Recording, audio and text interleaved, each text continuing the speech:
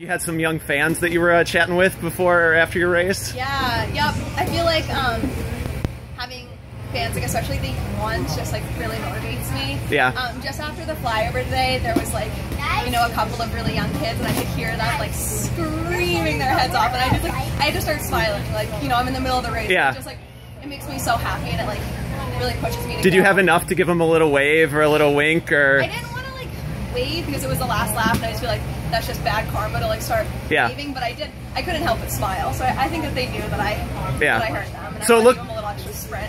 Well, given that, it looked like it was kind of a fast race out there. Can you talk a little bit about the course, what you liked about it? Yeah, the race was definitely super fast. Like, you know, I think it was in the first lap that Katie attacked, so I started to splinter immediately. I expected it to stay together a little bit more, but, you know, just had to keep rolling with it.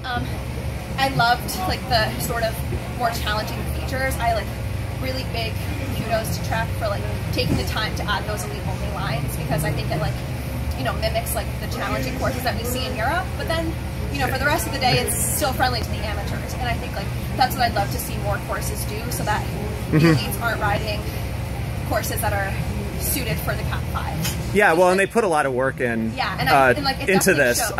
Have you done this one before? I have. So you remember that it's kind of progressing each year. There's more features and stuff. See it improve every year, and like, you know, I hope more people tell them that they did such a great job, so they feel encouraged to keep going. Yeah. It really was a super fun course. So can you talk, it looked from my perspective, after the first lap, there was a huge bunch, you know, and there's that fast area, and then it just kind of blew apart.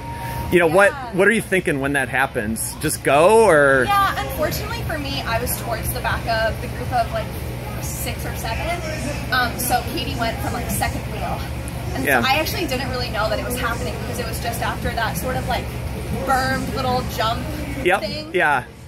So I was like kind of focusing on that, and I saw that she was going, and I was like, oh crap, I should go, because it's Katie's. So if anyone's move is going to stick, it's going to be Katie's. Yeah. So I tried to go with it, but at that point it had already sort of opened up, and I knew that Amanda and Ellen Malloy were right behind me, so it was like, it was sort of tough. It was like, do I bury myself to get to Katie, or do I let them catch me and work with them? And it was like, you know, I'm not used to racing at the front of these races, so it's always fun motivation, right? To have, to know that you have to just stay on the gas because you've got great riders behind you. Yeah.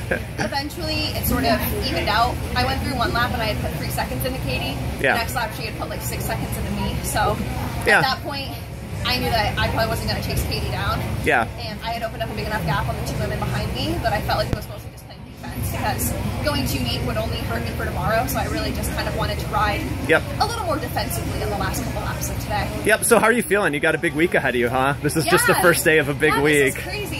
I've never done anything this big. I mean, I've done stage races before, but we don't normally travel to the other side of the country and then back in 8 days. So yeah, it's definitely going to be something, but I'm just really looking forward to it. This is definitely my biggest season so far, and I'm just enjoying the opportunities and all the learning experiences. Yeah, well, cool. Well, congratulations on your great finish and your great start to. I was trying to come up with a name, you know, like Super Duper Week or something for the week that you guys have. But and finally, the cheese curds. You got cheese curds for winning the U23 race? Yes, I've only had them once before, but really, I know that if they're good, they're squeaky. Yep. So.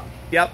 I consider myself a cheese curd connoisseur. Excellent. So tomorrow we'll pregame meal. You'll be throwing down some cheese curds before you head back out here to Waterloo. I think all of the female racers should eat a lot of cheese curds before the race, just for, you know, good warm-up technique. Cool. Well, sweet. Well, thank you for chatting with us. I appreciate it.